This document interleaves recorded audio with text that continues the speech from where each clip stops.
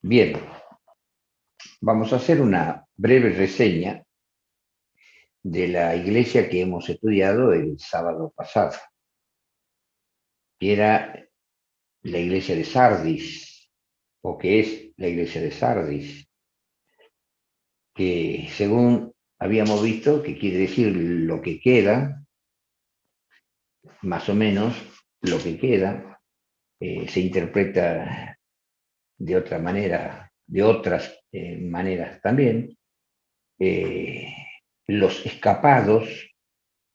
Y el nombre Sardis nomás nos está diciendo que era ese grupo de cristianos que cuando están cesando las persecuciones, hasta que cesan las persecuciones, se descubre, la imprenta se imprime en la Biblia, viene la libertad religiosa, que ya dijimos es historia, y que nadie puede discutir, la Iglesia de Roma no puede discutir, porque por algo se le llama la libertad religiosa, y la libertad religiosa salen todos los evangélicos de todas las ramas, de todas las confesiones, a predicar con libertad, a poder leer sus Biblias, imprimirlas, venderlas, distribuirlas, edificar sus iglesias y predicar el Evangelio con toda libertad. Pero ¿qué sucede? Una iglesia evangélica perseguida durante el periodo profético 1260 años, que hemos visto en el libro de Daniel tiempo y la mitad de un tiempo que equivale a 1260 días, esos 1260 días lo encontramos repetido en el libro del Apocalipsis varias veces, eh, eh, 1260 días como 42 meses también, que multiplicado por 30 días da 1260 días, que son 1260 años. Esos 1160 años ya dijimos que arranca desde el 538 después de Cristo, cuando Justiniano le entrega la corona al Papa Vigilio, y comienza así el largo dominio del nuevo emperador cristiano, el Santo Padre, el Papa, como lo llaman ellos. Y 1260 años llega hasta el año 1798.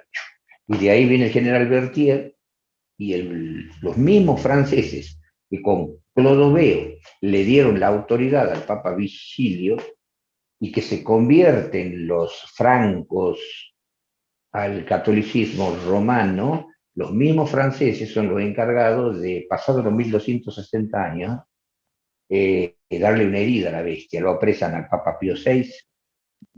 Napoleón mandó al general Berthier, conocemos esa historia, lo apresaron al Papa Pío VI, y durante más de 2 años y medio la Iglesia de Roma no tuvo autoridad, recibió esa herida mortal, que después sabemos por Apocalipsis 13, que el dragón le curó la herida y que toda la gente decía quién es semejante a la bestia y quién podrá pelear contra la bestia. Y el dragón le dio su poder y su autoridad, y bueno, ya sabemos a qué se debe ese poder de que un rey pagano, un emperador pagano, Constantino, con un famoso imperio romano, que nadie lo doblegaba, terminan uniéndose al cristianismo perseguido, y ahí va cobrando el cristianismo unido al romanismo, va cobrando protagonismo a través de los tiempos.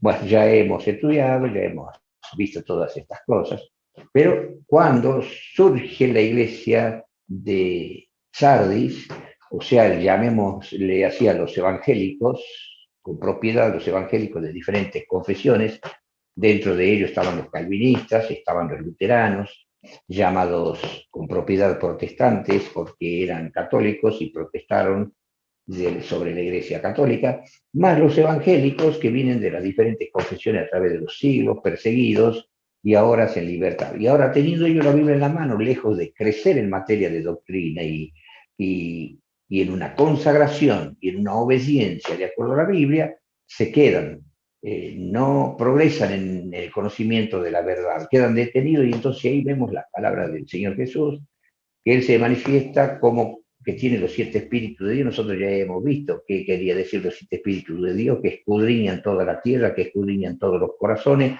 los ojos de Jehová que recorren toda la tierra, ¿Quién podrá esconderse en escondrijo, dice Jehová, y que yo no lo vea? Bueno, ese Cristo se manifiesta y les muestra que Él los está vigilando y que ellos no han prosperado de acuerdo al conocimiento de las Escrituras.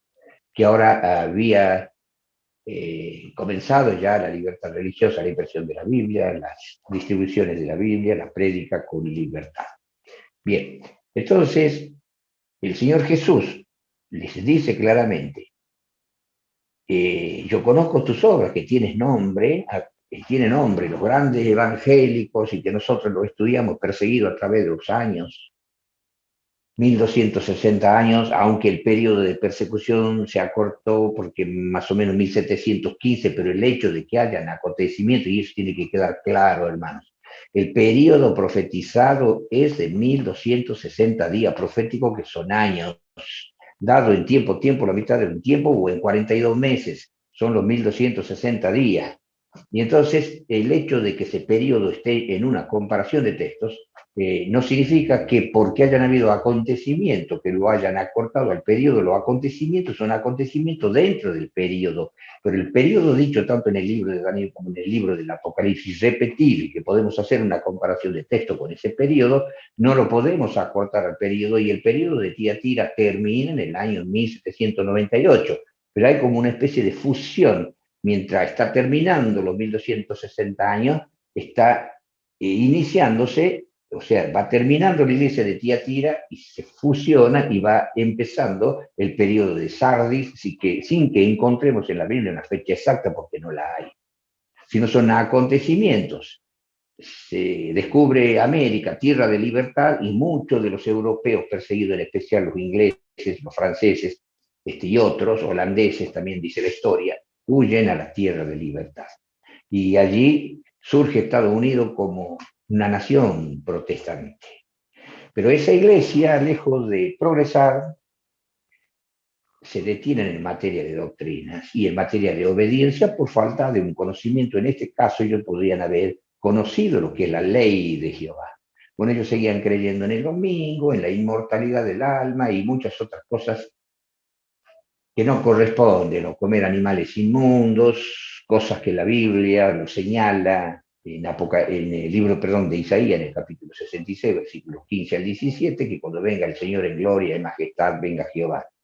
Va a destruir y va a matar a los impíos, a los pecadores, y dentro de decir a los impíos y a los pecadores, también dice a los que comieron animales inmundos, cerdo, y lo menciona al cerdo de forma especial, porque el chancho es una carne que está muy distribuida en el mundo, y lo menciona al puerco, según las versiones, o al cerdo, y a los animales de abominación, que ya sabemos, según Levítico 11, cuáles son los animales de abominación, así que tenemos mucho cuidado nosotros, porque la ira de Dios, miren ustedes, viene Dios a destruir a los pecadores y a los que comieron chanchito. ¿Y cómo? Y bueno, en una mortadela, o carne de caballo, o carne de burro, como dice que tiene. Y comer animales inmundos, y decir, una salchichita tiene animales inmundos, bueno, el Señor nos va a destruir. Tenemos el conocimiento de la verdad. Y las otras confesiones religiosas carecen de muchas doctrinas que son muy importantes para Dios, y que ahora vamos a ver con la iglesia que sigue, la iglesia de Filadelfia, que es una iglesia muy importante, pero la de Sardis fracasa, digamos así, como iglesia. Y ustedes notan unas palabras muy duras de Cristo. ¿Cuáles son estas palabras duras de Cristo? En el capítulo 3 leemos que dice, el capítulo 3, versículo 2, sé vigilante, le dice a los evangélicos, y confirma las otras cosas que están por morir, porque al no haber avanzado en las verdades, Dios le tiene un tiempo de gracia, y hay cosas entonces que están por morir en ustedes, porque no he hallado tus obras perfectas delante de Dios, no han avanzado en el conocimiento de la verdad y de la obediencia. Y en el versículo 3 dice, acuérdate de lo que has recibido. Ellos han recibido un evangelio que les ha costado enarbolarlos, han sido perseguidos, bueno, ahora han recibido la escritura completa sin ningún tipo de persecución. Ahora pueden predicarlo, ahora pueden promoverlo, ahora pueden llevar muchas almas a los pies de Cristo sin ninguna persecución, con la libertad religiosa, pero lo hacen erradamente, no prosperan con la Biblia, la doctrina evangélica se queda allí. Y entonces el Señor les dice, acuérdate pues lo que has recibido, el nombre que tenían, la gloria que tenían como evangélicos, como cristianos perseguidos que daban la vida por Cristo, etcétera, etcétera. Pero las verdades, con una libertad religiosa, no iba acorde a ese nombre que ellos tenían. No he hallado tus obras perfectas delante de Dios. Versículo 3, acuérdate pues de lo que has recibido y has oído, y guárdalo, y arrepiéntete. Pero si no velares, yo vendré a ti como ladrón y no sabrás en qué hora vendré a ti. Y ahí vemos que ya el Señor comienza a hablar desde la iglesia de Tiatira, que el Señor, que es en 1798, cuando termina la iglesia de Tiatira, ya es considerado en el libro del Apocalipsis como tiempo del fin. Y entonces el Señor comienza a hablar de la hora, ya hemos explicado en las charlas anteriores, cómo ya Él habla y le dice a los de Tiatira, la carga que tenéis, tenedla hasta que yo venga. Y después en esto le dice, vendré como, les dice a ellos, yo vendré como ladrón. Si tú no manejas la Biblia, no vas a conocer mi venida como ladrón en tu vida o en la iglesia. Y entonces viene el Señor y le dice, en la última parte del versículo ahora 1, volvamos, porque esto es para pensarlo, estamos haciendo un repaso, ¿no? Le dice, yo conozco tus obras que tienen nombre como gran evangélico, pero ¿qué les dice? Pero estás muerto. O sea que ya esa iglesia evangélica que daba la vida por Cristo, anotados en los libros del cielo, que en Apocalipsis, en el capítulo 20, se los muestra a esos que fueron perseguidos, torturados, degollados, decapitados, se les da juicio sobre los perdidos. Y se los ve en Apocalipsis, en el capítulo 6, que ya lo vamos a estudiar en un impasse, en el quinto sello, cuando ellos le dicen a Dios, Señor, ¿hasta cuándo no vas a vengar la sangre nuestra que ha sido derramada? Y el Señor le dice que esperen un momento. Bueno, en el capítulo 20, ya estudiamos después del milenio, cuando Dios los glorifica y ellos van a juzgar a todos los que los persiguieron y los mataron. Entonces, ellos tenían nombre, pero una vez que ellos entran dentro del periodo de la iglesia de Sardi, la libertad religiosa, ese era el grupo de cristianos que viene de la persecución, los que quedan, por eso se le llama Sardi, los que quedan, los perseguidos, y que tiene varias interpretaciones, están muertos. Pero eso nos da también una lección a nosotros, que nosotros con el conocimiento de la Biblia, de la verdad, podemos tener un hermoso conocimiento, pero en nuestra vida, en nuestras vidas privadas, no estamos a la altura del conocimiento. Y Dios nos dice, tienes nombre, estás bautizado, vas a la iglesia, predicas, te ven como famoso, pero para mí Jesús, y eso es grave. ¿Cómo estoy, Jesús? Muerto. Para mí estás muerto. Entonces quiere decir que esa lección, mejor dicho, sacamos una lección para nosotros como protestantes, que peor todavía el pecado está en aquel que sabe hacer lo bueno y más conocemos y estamos quedados. Los evangélicos estaban confusos en materia de doctrina, pero no crecían y quedaron ahí ya teniendo la Biblia, no crecieron. Entonces el Señor le dice, ustedes están muertos. No he hallado las obras de ustedes perfectas ya delante de mí. Si yo antes los justificaba y los perdonaba era porque no comprendía y estaban muy perseguidos. Pero ahora que tienen libertad, ustedes no prosperan, están muertos. Pero nosotros, conociendo con más razón la verdad, podemos estar quedados y Jesús nos dice, ustedes también están muertos, tú estás muerto, tú estás muerto. Y si Jesús lo dice, tenemos que encontrar que Jesús diga de nosotros, para mí no estás muerto. Tengamos influencia o no tengamos influencia, o tengamos una mediana influencia, prediquemos o no prediquemos, que Jesús diga, tú vives para mí, te utilizo como instrumento, vives para mí, y no que llevemos una vida doble. Entonces esa es la característica de la iglesia de Sardes. Por eso le dice, yo vendré como ladrón y no sabes a la hora que debe, haciendo más bien hincapié que si esos evangélicos no cambiaban su espiritualidad, Jesús podía venir en cualquier momento con una muerte. como ahora nosotros estamos viendo, y no vamos a decir, por supuesto, que porque se pierden o porque no se pierden, pero sí estamos viendo cómo Dios está llevando al descanso a muchísimos hermanos nuestros, por lo menos acá en Tucumán, muchísimos. En otras iglesias, como me cuenta una hermana que tiene un hijo que es pastor en Manaos, han desfilado los adventistas muertos en Brasil. Pero también me entero de otras, gente de otras iglesias que conocen como nosotros conocemos a hermanos nuestros, y católicos que conocen, que tienen sus conocidos que también están muriendo. Y entonces el Señor con la muerte viene como ladrón en la noche. ¿En qué momento podemos morir? Entonces tenemos que velar orando en todo tiempo porque no sabemos en qué momento el Señor nos puede llamar. Bien, entonces vamos al otro versículo, el versículo 4, más tienes unas pocas cosas, más tienes unas pocas cosas y unas pocas, mejor dicho, personas en Sardi que no han ensuciado su vestidura. O sea, tiene unos pocos, como siempre dijimos, tiene pueblo de Dios en medio de las diferentes iglesias. Bueno, Dios ahí tenía pocas personas, pueblo de Dios en medio de los evangélicos, que no han ensuciado sus vestiduras. Y cuando el Señor habla ahí, ya hablamos de huellas, cuando habla de las vestiduras, hicimos una comparación de textos, ¿se acuerdan ustedes, no? ¿Por qué el Señor dice eso? Porque los evangélicos son especialistas en hablar de la justificación por la fe, de la justificación por la gracia. Nos llaman legalistas porque enseñamos la observancia del sábado. Y entonces ellos, con una justificación de esa naturaleza, no están guardando la ley de Dios como Dios quiere. Y Dios puede tener misericordia de quien Él sabe que tiene que tener misericordia porque entiende su grado de conocimiento para condenarlo o no condenarlo. Pero he hallado que algunas personas eh, tienen sus vestiduras limpias, no la han ensuciado, y la justificación por la fe, el tema, entonces lo está diciendo como una huella, dijimos nosotros, aunque no veamos un animal, la huella nos puede decir qué animal pasó por allí.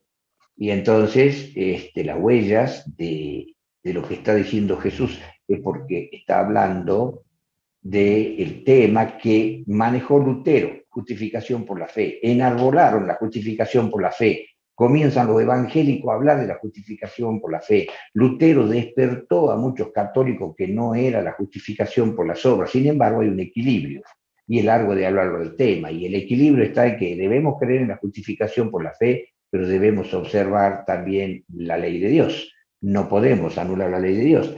Vamos a hacer una pequeña comparación de textos. Nosotros entendemos que somos justificados por la fe sin las obras de la ley.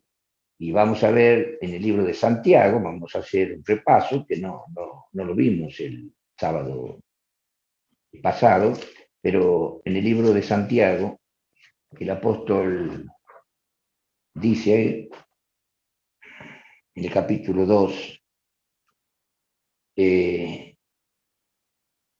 dice en el versículo 17, así también la fe, si no tuviere obras, es muerta en sí misma. ¿Qué estás diciendo el apóstol Santiago? Que la fe sin obras es muerta. Y entonces sigue hablando de la fe y dice algo tremendo. Versículo 19, tú crees que Dios es uno, bien haces. También los demonios creen y tiemblan. O sea que creer y no obedecer la ley es tener una fe falsa como la de los demonios. Creen y tiemblan, pero no obedecen la ley. Entonces el apóstol Santiago habla de la fe con las obras. Y ahora vamos a ir al último versículo, versículo 24. Vosotros veis, pues, que el hombre es justificado por las obras y no solamente por la fe. Y vamos a ir al libro de Romanos. En el libro de Romanos, el apóstol Pablo dice lo siguiente. En Romanos, en el capítulo 3, dice claramente, versículo 30, porque uno es Dios el cual justificara por la fe la circuncisión y por medio de la fe la incircuncisión.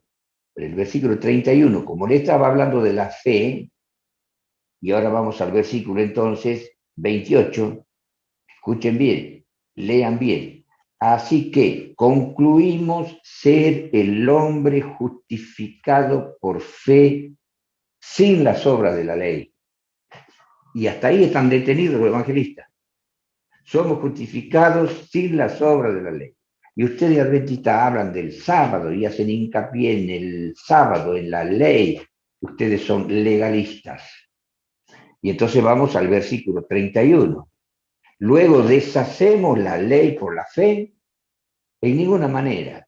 Antes establecemos la ley. Este texto de Romanos 3, versículo 28, así que concluimos ser el hombre justificado por la fe sin las obras de la ley. Si ustedes recuerdan el versículo de Santiago, ¿qué decía Santiago en el capítulo 3, versículo 24? ¿Se acuerdan ustedes? ¿O 2:24?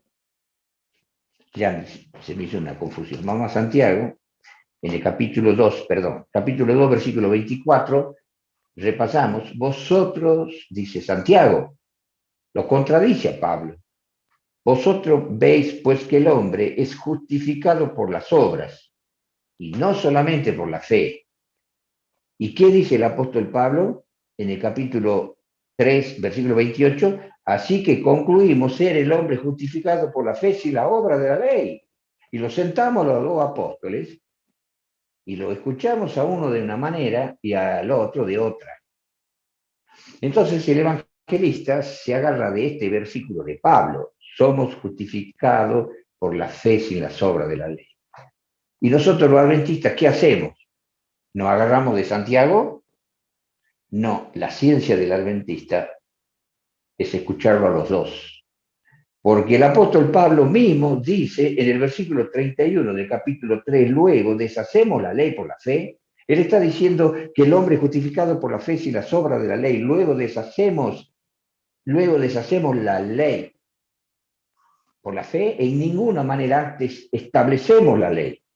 O sea que hay profundidad en el tema. Y ahora vamos a ir al mismo Romano, en el capítulo 2, ya que estamos allí, el Señor dice en el versículo 13, porque no los oidores de la ley, Romanos 2:13, porque no los oidores de la ley son justos para con Dios, mas los hacedores de la ley serán justificados. Y entonces vamos al versículo 16, en el día en que juzgará el Señor lo encubierto de los hombres conforme a mi evangelio por Jesucristo, en el juicio final o en el juicio de nuestra vida, mientras vivimos y podemos morir mañana. Y hay un juicio para nosotros. Entonces el apóstol Pablo dice que somos justificados por la fe sin las obras de la ley, pero la fe no deshace la ley, antes establecemos la ley. Coincide entonces con Santiago, vosotros veis que no tan solo sois justificados por la fe, sino también por las obras de la ley, y el apóstol Pablo dice que no los oidores de la ley serán justificados, sino los hacedores de la ley serán justificados. ¿Qué tenemos que hacer? Tenemos que poner en la licuadora todos esos versículos y sacar el licuado correcto. Y no tirar todos los otros versículos y decir, no me importa el sábado, no hay que guardar el sábado. Y señora evangelista, ¿por qué ustedes le predican entonces a los católicos que no tengan imágenes? Déjenlos tranquilos, que tengan imágenes. Ah, no, que la ley dice, el mandamiento, la ley dice que hay que tener imágenes, entonces ustedes son legalistas. O sea que ustedes mandan a guardar el mandamiento de las imágenes, pero no quieren mandar a guardar el sábado. Y entonces, ¿en qué quedamos? Si ustedes mandan a guardar el mandamiento que prohíbe las imágenes, entonces lleven a los evangélicos a que guarden también el sábado. ¿Por qué vamos a ser legalistas porque guardemos el sábado y no somos legalistas porque guardemos el otro mandamiento que prohíbe la imagen? No sé si ustedes entienden el descentre teológico que existe en estos muchachos. Ese descentre ha comenzado y se ha desarrollado en el periodo de Sardis, y eso viene hasta el día de hoy, ¿no? Por eso la discusión entre los adventistas y todos ustedes lo ven, a todos esos predicadores en YouTube, en los videos, y cuando tienen que hablar de nosotros, los adventistas, los legalistas, los judaizantes. ¿Por qué? Porque guardamos un mandamientito más, somos judaizantes. Bueno, yo les voy a decir, yo creo, voy a crear otra doctrina, muchachos evangélicos. Y ellos me dirán, ¿qué doctrina? Yo voy a enseñar a todos los católicos que guarden el sábado, pero que no guarden el mandamiento de las imágenes. Porque ustedes enseñan que hay que guardar el mandamiento de las imágenes, pero no quieren enseñar el sábado. Bueno, yo quiero hacer una iglesia que sí enseñe el sábado, pero que lo deje a los católicos en paz, que tengan a los yesos del San José, de la Virgen María y adoren santos, etc. ¿Se dan cuenta, hermano, de las incongruencias teológicas? O todo o nada. Entonces, con sabiduría, dice Pablo, la fe no anula la ley. ¿Por qué? Somos justificados por la fe sin la obra de la ley, pero también somos justificados por las obras de la ley. ¿Por qué? Porque no puede ser posible que yo esté robando, ¿no? Y esté robando y le pida perdón a Dios y le digo, Señor, creo en ti, justifícame con tu sangre y por tu gracia. Lo sigo robando, ¿no? No tengo obra de la ley, ¿no? Estoy robando. Entonces estoy adulterando. Y bueno, Señor, comprendeme, porque mi mujer esto, porque mi mujer aquello, pero esta chica por acá y esta chica por allá. Pero perdoname, Señor. Y además un evangelista me ha dicho que si yo guardo algún mandamiento de la ley ya soy legalista. Y yo no quiero ser legalista. Y no puedo enarbolar las obras de tu ley, sino la fe en Cristo, la gracia de Cristo. Así que perdóname, entendeme, comprendeme. Y el Señor me dice, no te entiendo, no te comprendo ni te perdono. Le dijo a la mujer adúltera, ni yo te condeno, vete y le ha mandado a guardar la ley. O sea que una vez justificado por la fe, elemental, elemental, una vez que somos justificados por la fe, si la obra de la ley. El Señor me dice, bueno, ahora no pequé más. Te he perdonado porque adorabas imágenes. Te he perdonado porque tenías otra mujer. Te he perdonado porque robabas. No robe más, no tenga más mujer, no adore más imagen, pero anda a guardar mi sábado. ¿Entienden, hermanos? Eso es congruencia teológica. Eso se ha desarrollado en el adventismo, en el evangelismo, no, y por eso dice, tienes nombre, pero estás muerto. Pero he hallado que hay algunas personas que tienen sus vestiduras blancas. ¿Por qué? Porque no entienden.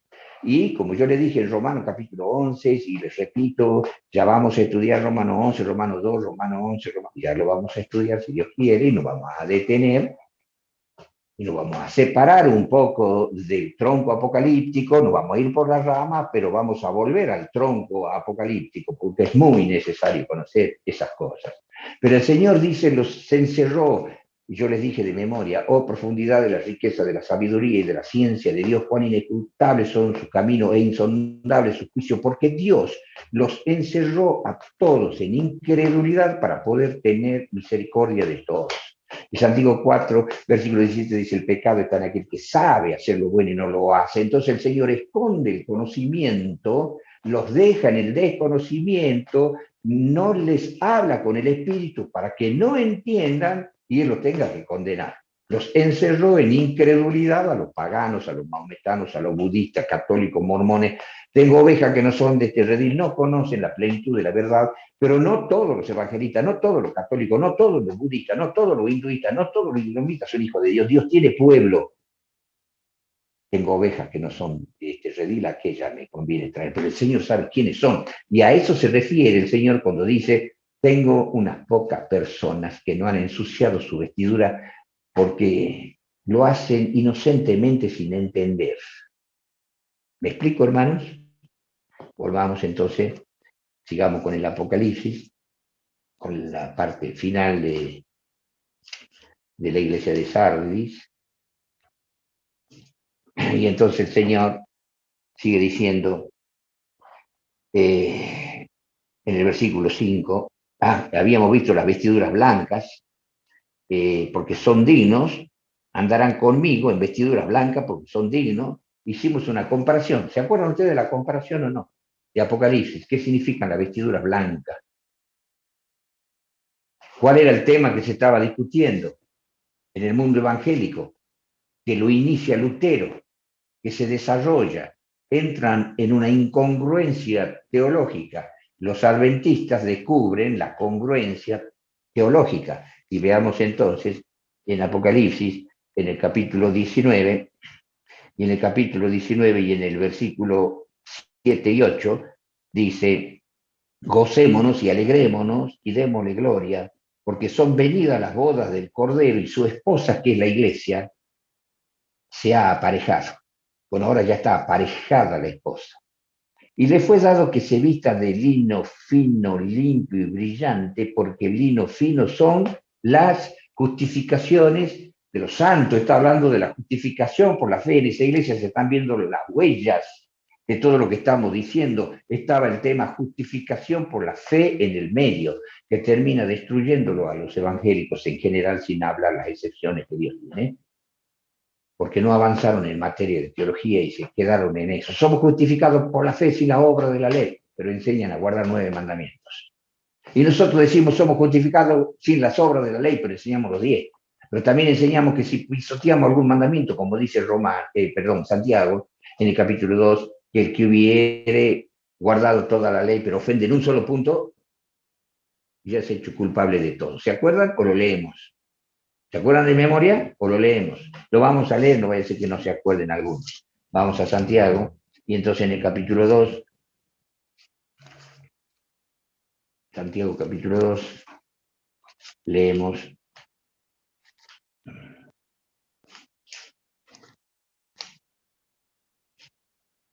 no se me quiere despegar la página de la Biblia. Capítulo 2, y en el versículo 10. Porque cualquiera que hubiere guardado toda la ley y ofendiere en un punto, es hecho culpado de todos. Versículo 11. Porque el que dijo no cometerás adulterio, también ha dicho no matarás. Ahora bien, si no hubieres cometido adulterio, pero hubieres matado, ya eres hecho transgresor de la ley. Y encima noten lo que dice en el versículo 12, lo que predicamos los adventistas y lo que nos manda el Señor a predicar. Así hablar cuando hablemos, cuando prediquemos, así hablar y así obrar en nuestra vida privada, porque habéis de ser juzgados por la ley de libertad. Vamos a ser juzgados por la ley. Entonces, eso es la plenitud, la verdad, la congruencia evangélica que tenemos nosotros como adventistas. Entonces, volviendo a Apocalipsis, dice el Señor en el capítulo 3, habla de la vestidura blanca. Vimos que la vestidura blanca son las justificaciones de los santos, es el tema en cuestión, está el tema mal entendido por los evangélicos y el tema bien entendido por los adventistas. Y entonces sigue diciendo, el que venciere será vestido de vestidura blanca, justificados de verdad, y no borraré su nombre del libro de la vida por estar pensando en que es justificado cuando tiene un mandamiento que no lo abandona. Está violando y transgrediendo y es crónico. ¿Hasta cuándo el Señor le tendrá gracia? Solamente Él sabe. No podemos jugar con la transgresión. Y entonces, está clarito allí, el que venciere. Si no vencemos, cuidado. El que venciere. El que venciere será vestido de vestidura blanca, la verdadera justificación, y no borraré su nombre del libro de la vida. Con la falsa justificación sí, pero con la verdadera justificación por la fe no. Y entonces confesaré su nombre delante de mi Padre y delante de sus ángeles, como hijo de Dios, como salvado, como la esposa, aparejado para la boda del Cordero de verdad. Aparejada, ¿qué significa aparejado? Preparadita, la esposa, como corresponde, para casarse con el Señor. Con la justificación por la fe bien entendida, limpia su vestidura, cuidado. Y entonces, el versículo 6, lo que ya sabemos, el que tiene oído oiga lo que el Espíritu dice a las iglesias. Acá es el Espíritu, dice a las iglesias. El Señor Jesús, el Espíritu. El Señor Jesús, siempre el Espíritu. Y ahora entramos a la iglesia de Filadelfia. Hermanos, la iglesia de Filadelfia es un periodo cortito. Y si yo les leo, miren de sencillo, miren, en esta iglesia no tenemos nada que aprender. Yo le voy a leer la iglesia de Filadelfia. Leamos juntos y no tenemos nada que aprender. Y esa iglesia de Filadelfia es ese periodo corto del milerismo, cuando Miller comienza a predicar la profecía de los 2300 años diciendo que Cristo venía en el año 1844.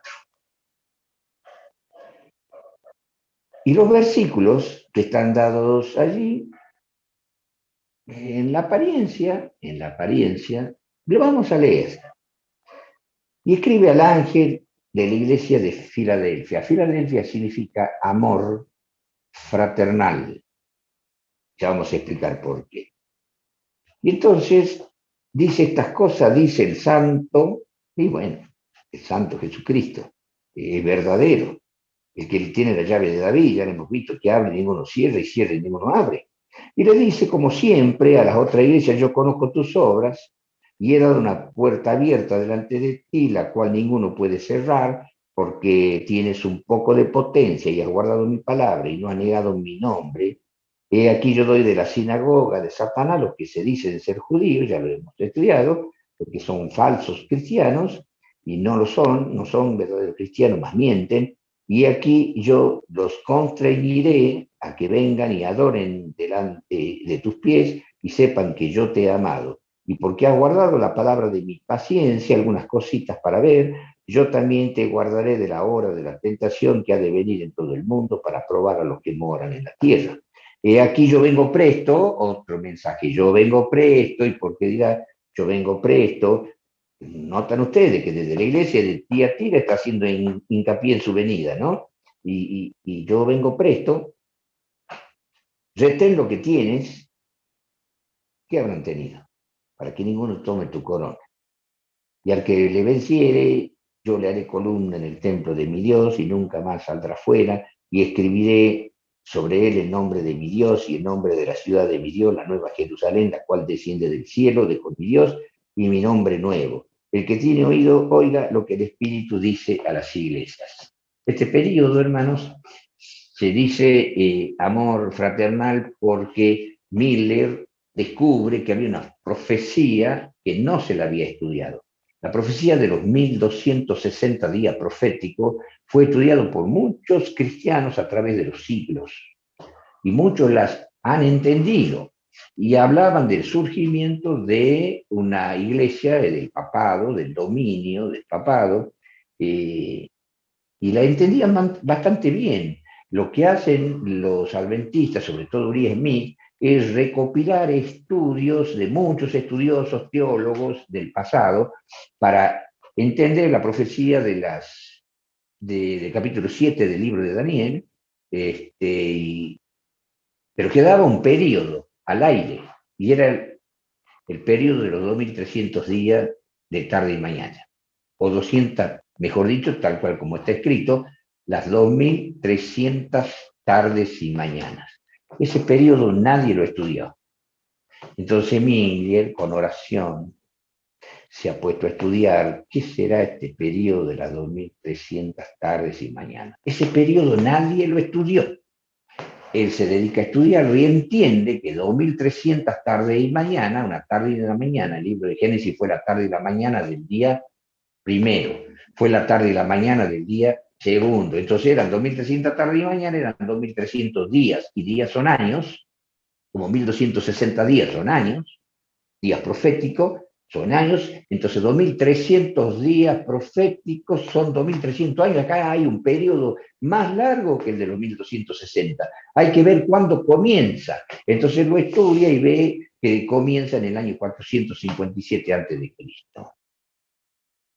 Y entonces, ¿cuándo termina? En 1844. Y como dice que el santuario sería purificado, él entendió que la tierra era el santuario y que cuando venga Cristo iba a purificar la tierra con su venida, y comenzó a enseñar la segunda venida de Cristo al fin de los 2300 años, 1844.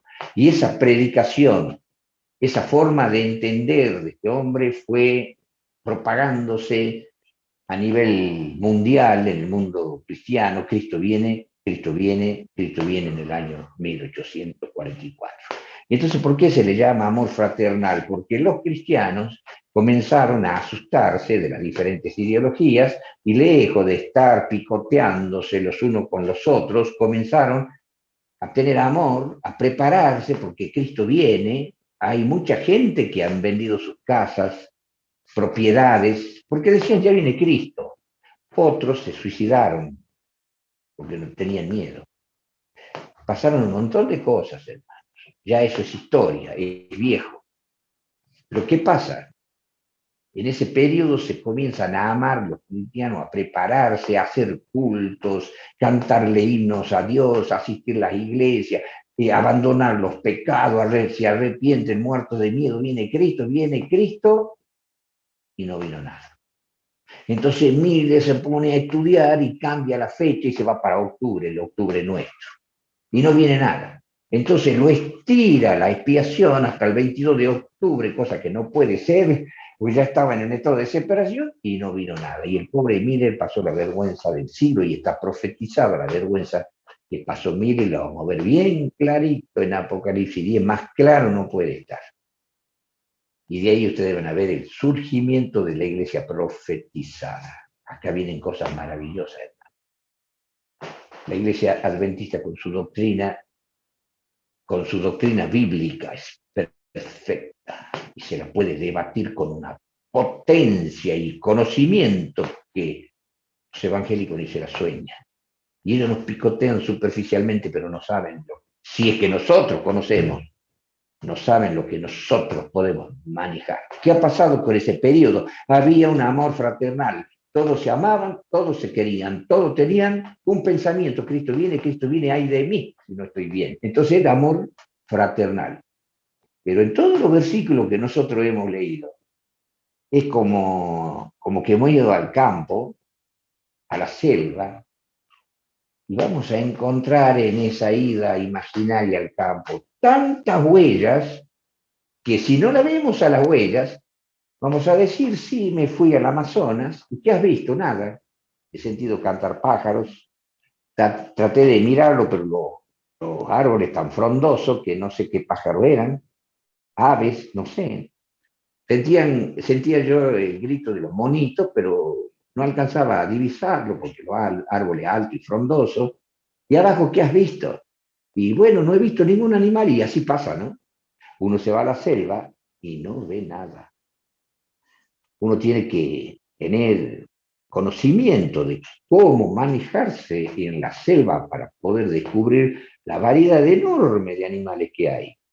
Pero los huelleros comienzan a ver la huella y pueden decir, por acá ha pasado, se ha bajado del árbol un coatí, por acá ha pasado un jaguarete, por acá ha pasado un pum, por acá ha pasado un pecarí, acá hay una huella de una anaconda, una serpiente enorme, una boa, o puedo ver otra serpiente más pequeña, veo huellas de diferentes aves y el huellero ve muchas cosas. Bueno, hermanos, en esta iglesia vamos a ver una cantidad de huellas. Yo nunca lo enseñé así, ¿no? Porque yo trataba de hacerlo más corto el Apocalipsis. Pero esta vuelta me voy a detener en las huellas, quiero que ustedes compartan conmigo lo profundo, bello y hermoso de las cosas que arroja esta iglesia. Y vamos a comenzar con alguna huella porque no nos va a alcanzar el tiempo. Vamos a tener que continuar el próximo sábado con tantas huellas que hay en medio de esta selva, de este periodo de esta iglesia. Comenzamos con Filadelfia, las iglesias que se aman, sin discutir en materia teológica de nada. Porque Cristo venía, Cristo viene. Y dice estas cosas, dice el santo. Ahí hay una huella. Estas cosas dice el santo. ¿Se imaginan ustedes qué huella? ¿Cuál sería el mejor animal que ustedes estarían buscando en la selva? Una huellita de un pajarito. ¿Qué es lo que ustedes quisieran ver? Generalmente los cazadores van en busca del jaguarete, del tigre americano, o para comer un pecarí, o ver un tapir. ¿Qué querrá decir esta huella? Saben ustedes qué hermosa esta huella. Podríamos decir de forma simbólica, ¿no? Figurada. El santo y verdadero. Dos huellas maravillosas, profundas y larguísimas de explicar. Me cuesta pensar, me cuesta concentrarme, me cuesta acomodar las ideas, yo las tengo acá, me cuesta transmitirlas. Tengo que hacer un esfuerzo para transmitir. Y ustedes tener paciencia para escuchar las verdades que arroja esta iglesia, con la palabra santo y verdadero. Con la palabra santo, el Señor Jesús está hablando del santuario celestial, con la parte santa. Porque en el año 1844 estaba terminando el funcionamiento del ministerio de Cristo en el lugar santo. Para que en el año 1844 Cristo pase del santo al santísimo. Entonces lo que estaba enseñando Miller arrojaba una gran verdad, pero estaba oculta porque no era el tiempo en que se entienda la verdad del santuario. Y lo que enseñó Miller fue el toque de la trompeta. Tengo entonces más cosas que decir, o sea que nos vamos a desviar, hermano. Nos vamos a salir del Apocalipsis, pero vamos a ir vamos a salir del tronco apocalíptico, pero vamos a ir a muchas ramas preciosas pegadas al Apocalipsis, a lo que está acá. Y yo les voy a hacer ver unas cositas, muchas cositas, y espero que no se me escape. Va a ser lo último que van a escuchar, porque yo pienso que este va a ser mi último Apocalipsis. Por eso es que me detengo tanto. Vamos a ir al libro de Daniel.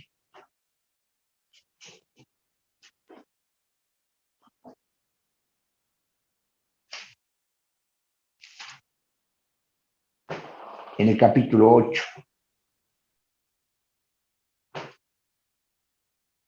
En el capítulo 8, el Señor, cuando venía hablando de las bestias, y esto que yo les digo no está escrito en ningún libro de teología del mundo de todos los años de la existencia de este planeta. Así que no pierdan la grabación de lo que van a escuchar. Y no hay, y si no vayan a buscar, no lo van a encontrar. Busquen en Google, no lo van a encontrar. El Señor, cuando habla de los 4 imperios, utiliza la primera bestia, el león. ¿Quién era el león? Babilonia. Utiliza la segunda bestia, un oso. ¿Quién era? Los medos y persas. Utiliza una tercera bestia, el leopardo. ¿Y quién era? Grecia. Utiliza la cuarta bestia, y la cuarta bestia era bestia nomás, no tenía nombre, espantosa y terrible, no existía en el planeta una bestia como para que Daniel la describa. A leopardo, que era un animal raro que tenía 4 cabezas y 4 alas, Daniel pudo describirlo. Al oso, que estaba echado sobre un lado y tenía 3 costillas mordiendo, lo pudo describir. Al león, que tenía 2 alas, lo pudo describir. Pero cuando vea la cuarta bestia, indescriptible, espantosa y terrible, y de allí los que dibujan sobre cómo podría ser la cuarta bestia, la dibujan de una manera, de otra, pero nadie sabe cómo habrá sido esa bestia que vio el profeta Daniel, una bestia indescriptible simbolizando a Roma. Primero política, por eso dice era muy diferente a las otras, muy diferente a las otras. ¿Por qué diferente? Porque esta era política y después religiosa y más religiosa que política, porque desde que se convierte en el año 313 con Constantino al cristianismo, Roma comienza a dominar como cristiana y más tarde con el emperador cristiano, el primer papa, y a través después de ese papa, la sucesión papal, sigue la iglesia romana, ya no imperio romano pagano, pero sí imperio romano cristiano. Perseguidor en un principio, después dejó de ser perseguidor, después de un tiempo X y ser perseguidor ahora, pero con el tiempo va a volver a perseguir y a toda la tierra la devorará y a toda la tierra la devorará, la pisoteará y la despedazará. Llegará el momento que tiene dominio sobre todo el planeta. Estarán los viejitos de Dios, observadores del sábado, y todo el planeta, los orientales convertidos a los cristianos entre comillas, peleando con la observancia del domingo y nosotros la observancia del sábado, que ya lo vamos a estudiar. Entonces el Señor acá, entonces nosotros estas cosas ya manejamos, ¿sí? ¿No? La profecía de las cuatro bestias. Yo les estoy haciendo un repaso. ¿Para qué? Para pegar ahora un salto de algo novedoso que no está escrito en los libros y que no lo van a escuchar jamás.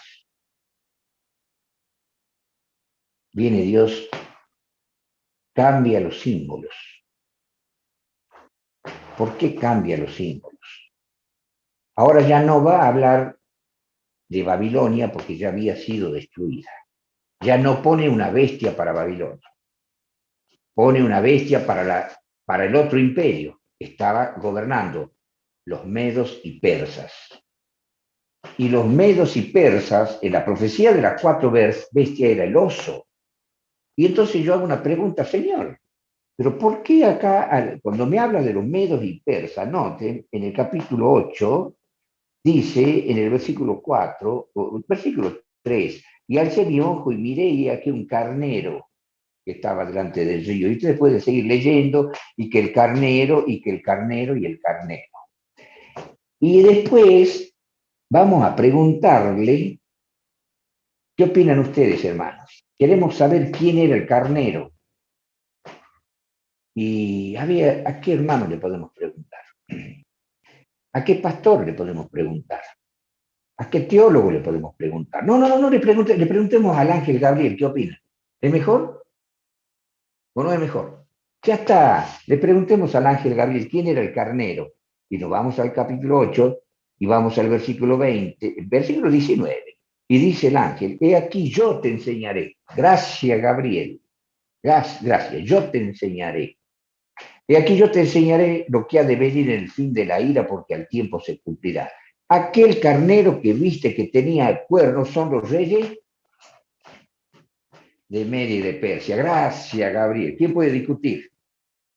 ¿Algún pastor, algún anciano, evangelista, bautista, testigo de Jehová, mormón, católico? ¿Quién puede discutir? Yo te voy a enseñar. Ese carnero son los reyes de Media y de Persia. Ha cambiado el Señor el símbolo. ¿Quién simbolizaba a Media y Persia? El oso, en la profecía de las cuatro bestias. ¿Por qué, Señor? Ahora viene mi pregunta. ¿Por qué has cambiado? ¿Por qué cambiaste los símbolos, Señor? ¿Por qué le has puesto acá el carnero? Espero que tenga tiempo de decirse. Y ahora viene, sigamos leyendo el capítulo 8, y en el capítulo 8 dice que ese carnero tenía gran fuerza y estaba dominando. Y después dice en el versículo 5, y estando yo considerando, he aquí un macho de cabrío venía de la parte del poniente sobre la haz de toda la tierra, el cual no tocaba la tierra, y tenía aquel macho de cabrío un cuerno notable entre sus ojos, y vino hasta el carnero que tenía los dos cuernos, al cual había yo visto que estaba delante del río, y corrió contra él con la fuerza de su fortaleza, con la ira de su fortaleza, y vi que llegó junto al carnero y levantóse contra él y lo hirió y quebró sus dos cuernos, porque en el carnero no había fuerza para parar delante de él, y lo derribó por tanto en tierra y lo pisoteó, y no hubo quien librase al carnero de su mano. Bueno, ¿a quién le vamos a preguntar quién era ese macho cabrío? Vamos a hacer lo mismo, le preguntamos al ángel. ¿Quién nos interesa, el pastor, el anciano o el intérprete? Capítulo 8, dice el ángel, versículo 21. ¿Y el macho cabrío quién es? Y el macho cabrío es el rey de quién?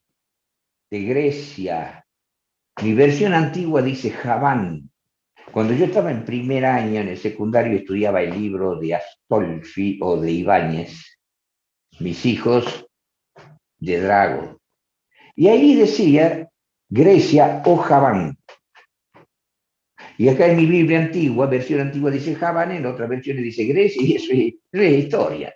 Se le llamaba Grecia o Javán. Y el ángel está diciendo que el macho cabrío representaba a Grecia.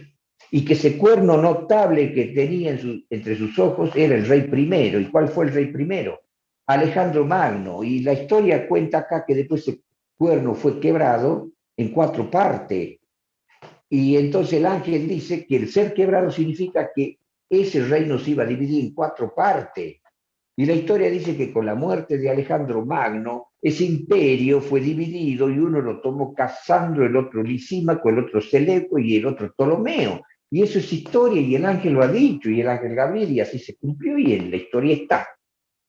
Muy bien, todo eso sabemos. Pero, Señor, ¿por qué has cambiado ahora a Grecia cuando allá era el leopardo de 4 cabezas? Acá me hablas de un macho cabrío con un cuerno notable entre sus ojos, que después se quiebra ese cuerno en 4 partes, le suceden 4 generales, casándolísimo con Seleuco y Ptolomeo. ¿Por qué has cambiado, señor de símbolo? ¿Por qué? ¿Por qué?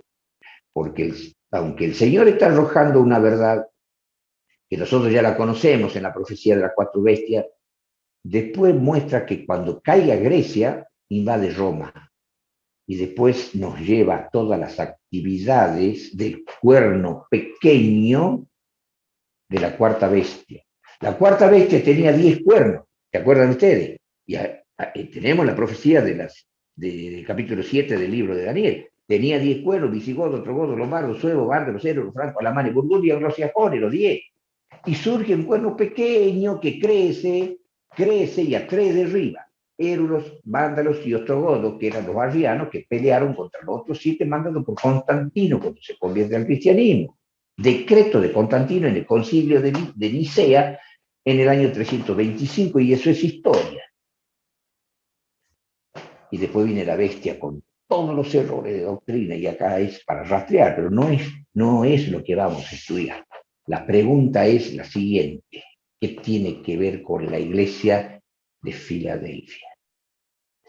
Por la palabra santo, por la palabra verdadero, muchas huellas que vamos a seguir viendo. Entonces, yo le digo así, lo más brevemente posible, pero más no puedo, ¿no? Más no puedo resumir. Noten que ahora entra a otros detalles nuevos, cosas nuevas, que escapan a lo que podríamos ver en la profecía de las 4 bestias con esos animales. Entonces, vamos a ver el versículo 12, o no, mejor saltemos al 13 y 14, porque está hablando del poder de Roma, del cuerno pequeño que hizo lo que quiso en materia de doctrina, pero no vamos a estar estudiando las actividades del papado y de todas las doctrinas. Acá tenemos que ver algo con el adventismo, que está profetizado el adventismo. 13 y 14. Y oía un santo, o sea, un ángel, que hablaba, y otro de los santos dijo a aquel que hablaba: ¿hasta cuándo durará la visión del continuo sacrificio y la prevaricación asoladora que pone el santuario y el ejército para ser pisoteados? Versículo 14. El otro ángel contesta, y él me dijo: hasta 2300 días, no está en el original, hasta 2300 tardes y mañana, y el santuario será purificado. No entendía nada, Daniel. Miller tampoco entendía, estudió los 2300 tardes y mañana, entendía que eran días, bien, perfecto, eran días. 2300, bueno, buscó, porque el ángel en el capítulo 9 le da el comienzo de las 2300 tardes y mañana, o sea, los 2300 días.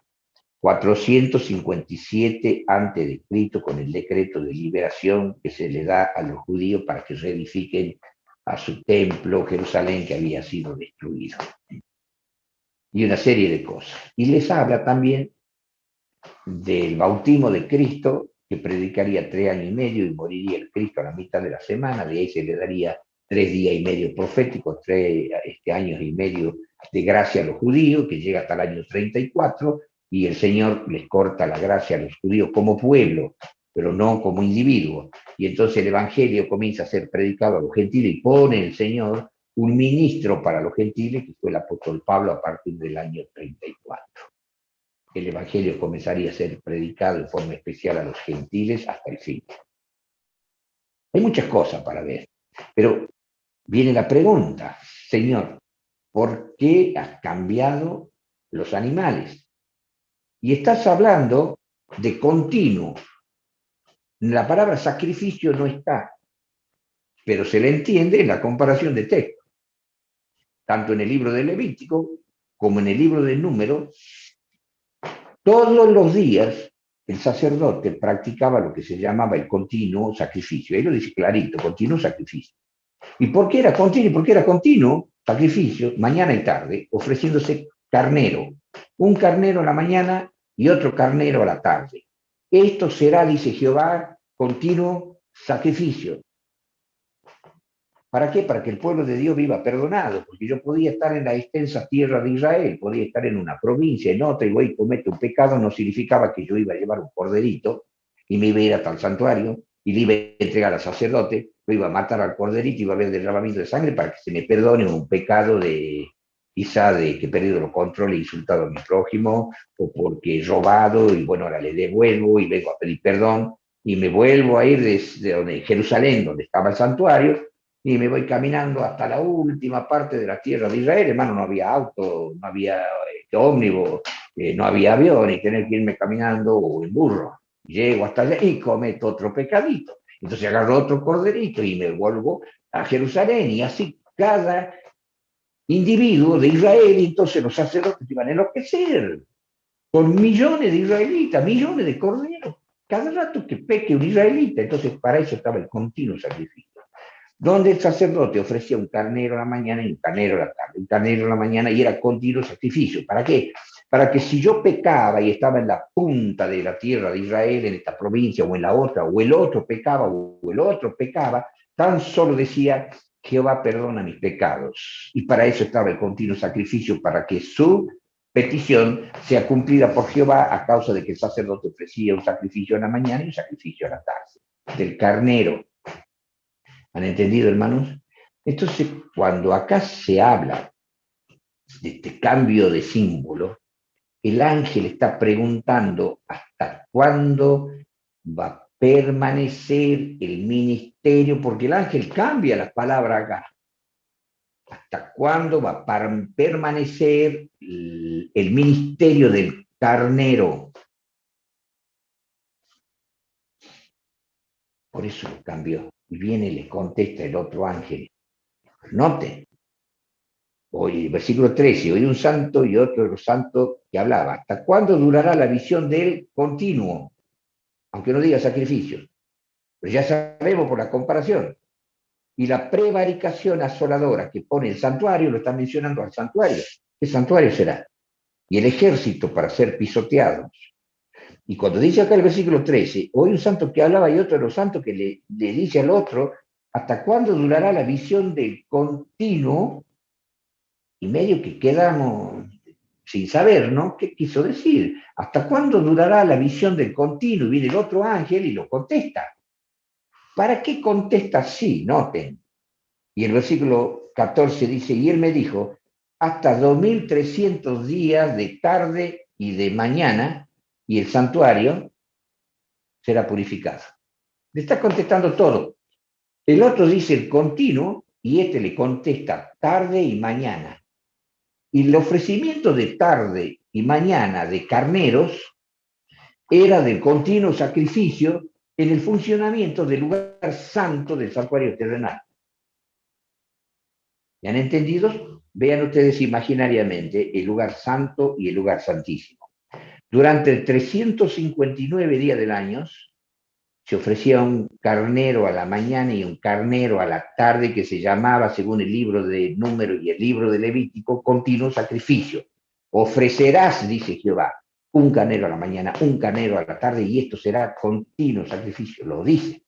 Y entonces cuando un ángel pregunta hasta cuándo va a durar el continuo del animal que era carnero, el otro le contesta hasta 2300 tarde y mañana, le está poniendo que era continuo sacrificio. Por eso pone tarde y mañana, porque en el continuo se ofrecía un animal, por eso es que el que escribe la Biblia y traduce, pone, no como estaba en el original, como que entiende que se refiere al sacrificio.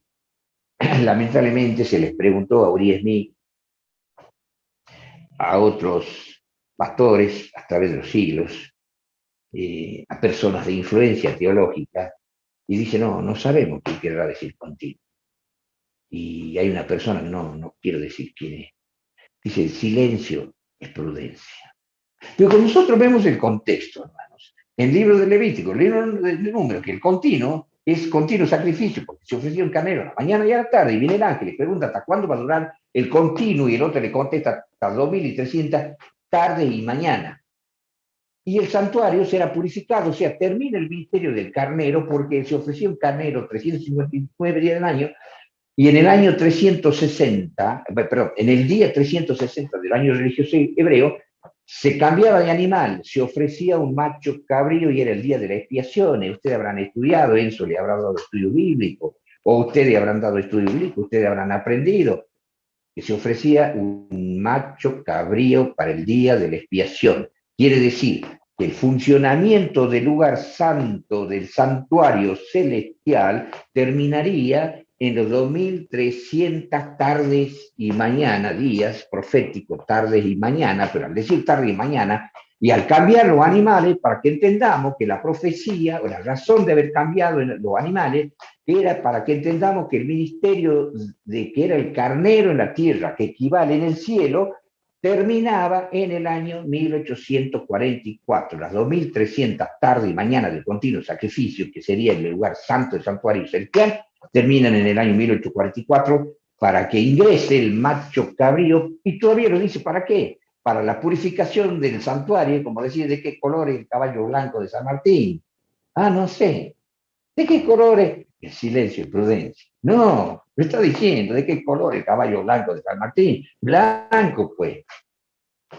Entonces, cuando el ángel explica esta profecía, deja el misterio, pero el ángel recalca, hermanos, y acá viene el por qué santo y verdadero. Qué hermosa huella, hermano. Imaginariamente estoy en la selva y estoy encontrando los mejores animales. En las huellas, por la imaginación los veo. Veamos. Cuando el ángel explica todas estas cosas y se pone a hablar, el ángel se pone a hablar del advenimiento de Constantino. Note, en el capítulo 8, versículo 23 en adelante. Bueno, vamos a leer el 22 para que sepamos que de Grecia, que fue quebrado y sucedieron 4 en su lugar, significa que 4 reinos sucederán de la nación de Grecia, mas no en la fortaleza de él, no en la fortaleza de Alejandro Magno, y estos 4 fueron Casandro, Lisímaco, Seleuco y Ptolomeo. Pero noten la palabra de, las palabras del versículo 23. Pero al cabo del imperio de estos, o sea, de estos 4, Casandro, Lisímaco, Seleuco y Ptolomeo, cuando se cumplirán los prevaricadores, según versión antigua, se va a levantar un rey altivo de rostro y entendido en dudas. Hay algunos adventistas que dicen, bueno, ese es el Papa. Está mencionando a uno solo, pero ellos pluralizan el Papa. Bueno, yo lo leo como uno. Porque ese después ha dado a la pluralidad, nunca ha habido pluralidad de Papa. En una oportunidad medio que quiso haber, pero siempre se ha buscado que haya un Papa. Y siempre ha habido por lo general un Papa, hasta el día de hoy. Pero si vamos a ver a través de los tiempos, hay una pluralidad. Pero mientras tanto va reinando uno por vez. Pero comienza con Constantino, que produce la unión del romanismo, del imperio romano con el cristianismo. Y al cabo del imperio de los griegos, esos 4 generales, Casandro, Lisímaco, Seleuco y Ptolomeo, cuando se cumplirán los prevaricadores, se levantará un rey altivo de rostro y entendido en dudas, Constantino. Y su poder se fortalecerá, se fortalece no siendo tan solo emperador y tener su dominio sobre una Roma, un imperio político, sino sobre todo los cristianos uniéndose con ellos. Y eso dice la historia. y destruirá maravillosamente y prosperará porque él mandó a través del concilio de Nicea que maten a 3 pueblos enteros cristianos que fueron los héroes, los vándalos y los ostrogodos. Y pelearon entre cristianos, 3 pueblos. Y entonces dice, y destruirá maravillosamente y prosperará y hará arbitrariamente, hace lo que quiere, y destruirá fuerte y al pueblo de los santos porque lo mandaba a perseguir y a matar. Y con su sagacidad hará prosperar el engaño en su mano, comenzó a inventar y meter muchas doctrinas paganas dentro del cristianismo. Y en su corazón se engrandecerá y con paz. En nombre del cristianismo, en el concilio de Nicea, manda a matar a los arrianos. ¿Qué es eso? Con paz destruirá a muchos y se levantará contra el príncipe de los príncipes, que es Cristo, y son las huellas del Constantino y de todos los emperadores llamados papas ahora, que han inventado una serie de religiones y han perseguido a los protestantes y han matado millones de protestantes, y en las cruzadas se mataban muchísimos cristianos, y antes también se mataban muchísimos cristianos. Y entonces dice, que esa es la forma de levantarse contra Cristo. Mínimo ya vamos a ver en el Apocalipsis, porque tenemos que entender la palabra santo y verdadero en la iglesia de Filadelfia, y vamos a ver también la palabra templo, y vamos a ver un montón de huellas. Santo, verdadero, templo, y entonces cuando viene Constantino y todas las cosas, entonces está hablando de la iglesia de Roma que hace lo que quiere y se levanta y pisotea al Cristo como el único mediador, salvador y sacerdote. Y ellos ponen un sacerdote en la tierra, le pedimos, le confesamos al sacerdote en la tierra, le pedimos perdón al sacerdote en la tierra. Ellos dicen, nego, te absolvo, decían en el pasado, yo te absuelvo. Con el tiempo ya era medio vergonzoso y decían, yo te perdono en nombre de Dios. Y ahora dicen, para que no sea tan vergonzoso, Dios te perdona. ¿Pero qué saben si Dios nos perdona o no, si nos hemos arrepentido de verdad o no? ¿Por qué existen los sacerdotes? Han reemplazado el sacerdocio de Cristo, que se levantaron contra el Cristo que vino a morir para ser sacerdote. Entonces, contra el príncipe de los príncipes se levantará, más sin mano será quebrantado cuando sea destruido y Cristo se enfrente al último papa y lo destruya. Pero cuando ya está hablando entonces de este movimiento que va a dominar a través de los siglos, entonces ahí entra la profecía del carnero y del macho cabrío en estos tiempos de dominios religiosos, persecución, confusión de doctrinas, siglos en que iban a ocurrir estas cosas, y el surgimiento de la iglesia verdadera. Entonces viene el ángel y dice en el versículo 26, y la visión de la tarde y la mañana que está dicha es verdadera. Y tú guarda la visión porque es para muchos días proféticos. O sea que viene el ángel, está haciendo hincapié en la parte más importante. ¿Hasta cuándo durará la visión del continuo? Y el otro le contesta, hasta 2300 tarde y mañana, y el santuario será purificado. Nosotros al entender sobre el santuario, entonces entendemos que termina el ministerio simbólico del carnero que apuntaba al lugar santo del santuario celestial a los 2300 días proféticos, llega hasta el año 1844 y entonces entra el ministerio del macho cabrío. Como Miller entendió, pero equivocadamente, que venía Cristo en el año 1844 y no vino nada, todos se le mofaron y se le rieron a Miller. Miller quedó enloquecido de dolor, de amargura y de tristezas. Muchos evangélicos trataban de consolarlo, apoyarlo a Miller, porque se había equivocado feo, Cristo no vino nada. Entonces todas las iglesias, por eso es que dice acá en la iglesia de Filadelfia, yo haré que adoren bajo la planta de vuestros pies, porque se han mofado, dice yo, les mostraré a todos esos que se decían ser judíos, o sea, cristianos, que estaban preparados, porque Cristo venía en el año 1844, no vino nada y todos entraron en la revolución espiritual otra vez y a mofarse del Miller, que predicó de esa profecía que hasta el día de hoy se nos ríen los evangélicos, una profecía fallada. Con ese error de Miller se fueron los adventistas a otro error, peor, se fueron al legalismo y el sábado, el legalismo y el sábado. Pero el ángel no dice eso. El ángel está diciendo en una palabra, el mismo Miller, a nosotros, La visión de la tarde, versículo 26, la visión de la tarde y la mañana que está dicha, que no se ha cumplido como ustedes lo han interpretado, esa visión es verdadera, que no se rían los evangelistas. Tomen fuerza, adventistas. Esa visión es verdadera y guárdala, porque es para muchos días proféticos. 1844 surge la iglesia verdadera. Y cuando surge la iglesia verdadera, surge con el ministerio del macho cabrío, que el ángel estaba diciendo que el carnero funcionaría hasta 2300 tarde y mañana. Llega el año 1844 y entra el ministerio del macho cabrío, o sea, Cristo pasa del lugar santo al santísimo. Por eso es Jesús que se le presenta a la iglesia de Filadelfia, que sufrió este bochornoso incumplimiento. El ángel le dice, no, esta profecía es fiel y verdadera, eso de la tarde y la mañana, entiendan, termina el funcionamiento del continuo sacrificio, del ofrecimiento del carnero, para que entre entonces el ministerio del macho cabrío. Esta visión es verdadera.